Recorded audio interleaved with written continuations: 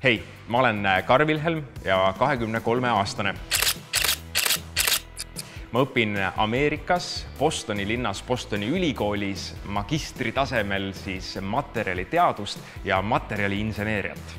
Kuigi praegu on ju see suvevaheaeg, siis olen ma tagasi Eestis ja olen töötanud nüüd viimased 3 kuud sellises iduettevõttes nagu G-Scan, mis leiutab täiesti uut sorti viisi, kuidas maailma näha ja mitte näha ainult asjade pinda, vaid näha asjade sisse. Ja lisaks ma teen veel bändi nimega Ark Part, kus ma laulan, mängin klaverit ja kirjutan neid laule.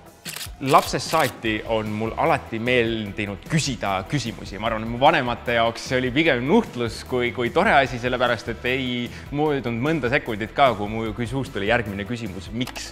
Ja ma arvan, et see nagu omadus kogu aeg küsida ja tunda huvi maailma vastu ongi viinud mind teaduseni, sellepärast et teadus on see tööriist, kuidas me saame teada need vastused nendele küsimustele, miks. Nii et kuidagi väga loomulikult on minu teekond mind teaduseni viinud, sest siiamaani mul küsimused otsa ei ole saanud. Ma arvan, et kõige rohkem ma olengi enda jaoks selgeks saanud see, et isegi kui esmapilgul võib tunduda mõni ülesanne, mõni kontrolltöö, mõni eksam nagu täiesti ületamatu, siis paanikasse ei tohi minna, et tavaliselt seal on mingi tee läbi sellest ja seda tuleb hakata lihtsalt samm-sammult otsima. Et see on selline klassikaline inseneri lähenemine, sul on hoomamatult suur keeruline probleem, sa pead selle suutma väikesteks tükkideks nagu laiali tõmmata ja siis hakata neid väikseid probleeme lahendama. Ma arvan, et see oskus on nende õpingute käigus mul nagu päris hästi juba selgeks saanud ja ma kasutan seda nagu igapäevaelu probleemide lahendamiseks ka. Vahepeal samamoodi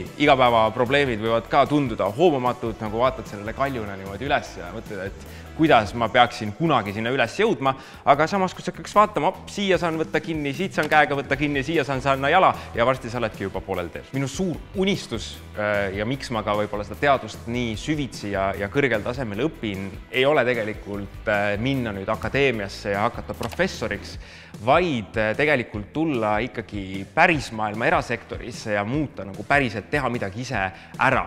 Et üks asi, mis on väga-väga oluline, ongi otsida neid uusi teadmisi, proovida uusi asju, aga mind just huvitaks selline, et tahaks praktiliselt nagu luua näiteks oma ettevõtte ja viia midagi nagu tootmisesse või muuta midagi maailma. Ja sellepärast ka materjaliteadus ja biomaterjalid just mind huvitavad, et kuidas me saaksime siis nagu parandada neid probleeme, mis meil on meie ümber prügi ja reostusega, et kuidas ma saaksin luua materjale ja toota nendest asju, mis ei reostaks ja ei lõhuks meie planeeti, vaid hoopiks võib-olla nagu parandaks seda. Ma arvan, et tegelikult ei tohiks leiduda mitte ühtegi inimest siin maailmas, keda loodus- ja täppisteadused jätaks nagu täiesti külmaks. See ei tähenda, et sa pead pühendama nüüd oma elu ja minema nagu lõpuni välja doktorikraadina neid asju õppides, aga see uudishimu ennast ümbritseva maailma vastu, nende tööriistade vastu, mida me igapäevaselt kasutame, olgu see su nutitelefon, su auto, mis iganes. Ma arvan, et selline uudishimu ja soov aru saada, kuidas asjad töötavad, peaks ju olema igal inimesel. Eriti, kui me teame, et meid ümbritsevad ja meid tulevikus ootavad ka väga keerulised probleemid ühiskonna tasandil, siis ega muud moodi me neid probleeme looduse ja maailmaga nagu ära ei muuda, kui see, et me õpime maailma nagu tundma ja oskame seal siis teile teadmistega midagi nagu päriselt ära teha ja midagi muuta.